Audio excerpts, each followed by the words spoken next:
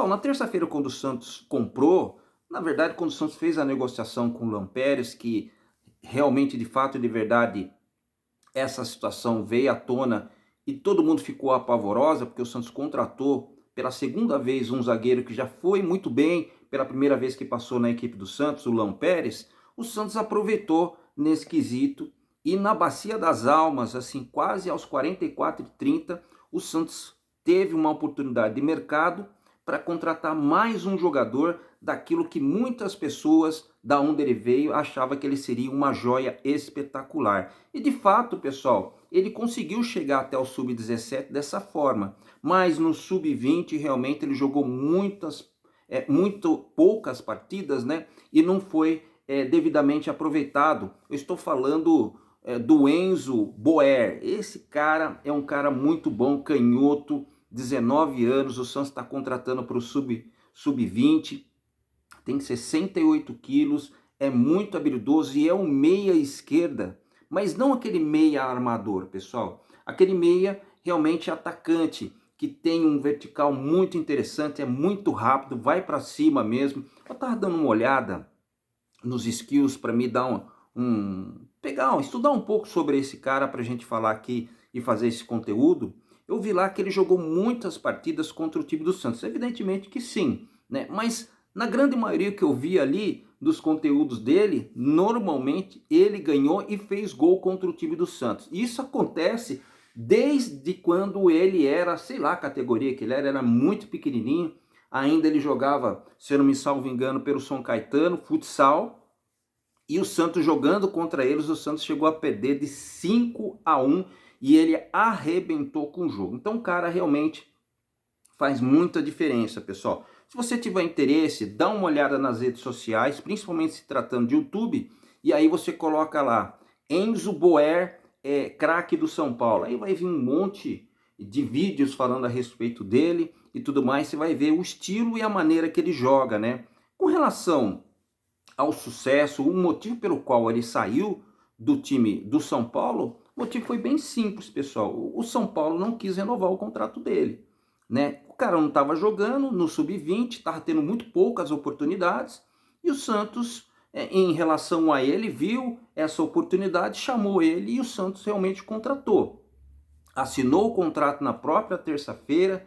Tem um vídeo que está rolando pelas redes sociais aí, muito interessante, dele chegando na Vila Belmiro, vestindo o manto sagrado, o manto mais bonito do mundo, e eu só espero de fato, de verdade, que ele dê muito certo. Agora, quando a gente vai querer aprofundar um pouquinho mais a respeito do jogador, eu procurei saber, procurei ver vídeos e tudo mais, e eu vi um vídeo que eu achei esquisito. Não muito pelo fato do Santos contratar ele.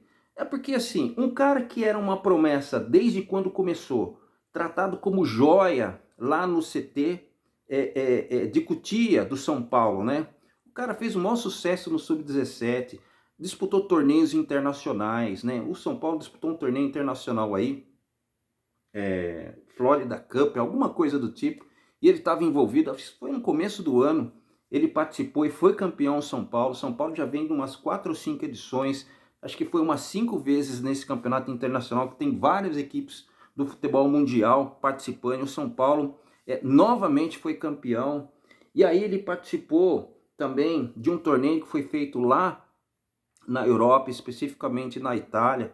Então, se você olha o currículo dele, você vê, sub-17 foi o lugar e a categoria que ele mais jogou e conseguiu fazer mais gols e realmente foi destaque da equipe, né? Aí você começa a perguntar, pô, mas se o cara foi destaque, por que que o São Paulo liberou, né? Tem alguma coisa errada? Não sei, pessoal, não sei. Não sei se é comportamental, não sei o que aconteceu para ele não ser liberado, para ele não ser aproveitado com o futebol que esse cara tem, por onde ele passou. Eu estou falando do São Paulo, né? Nas categorias por onde ele passou. Porque um cara que é considerado joia e de repente chega no sub-20, não entrega de repente, ou pode ser, isso acontece normalmente, que um cara, quando ele chega na última categoria antes de anteceder, antes de chegar na equipe profissional, realmente ele não tem o mesmo rendimento. De repente, o jogo que ele fazia não está servindo tanto para ele ser aproveitado no sub-20. É um outro técnico, é uma outra forma de jogar.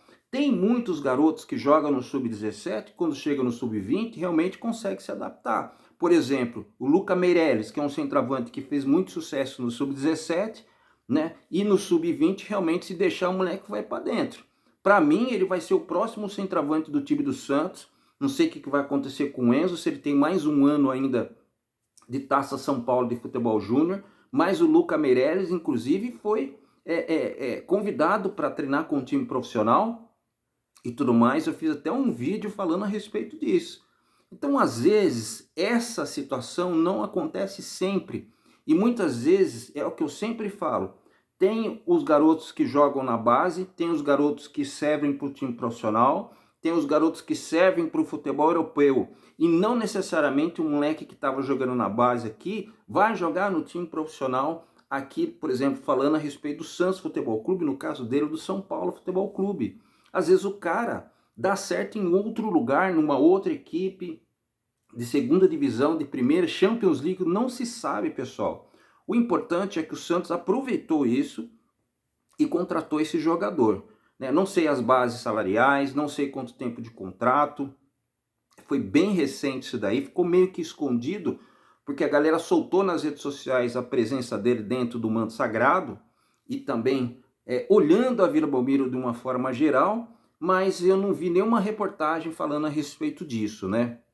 Então, é isso, pessoal. O Santos contratando mais uma joia. Espero que o Santos dê mais ou menos as minutagens que ele realmente necessita para poder depois ser aproveitado com certeza no time profissional. Talento ele tem, né? Pelo menos contra o Santos ele fez gols pra caramba. No sub-17 então nem se fala.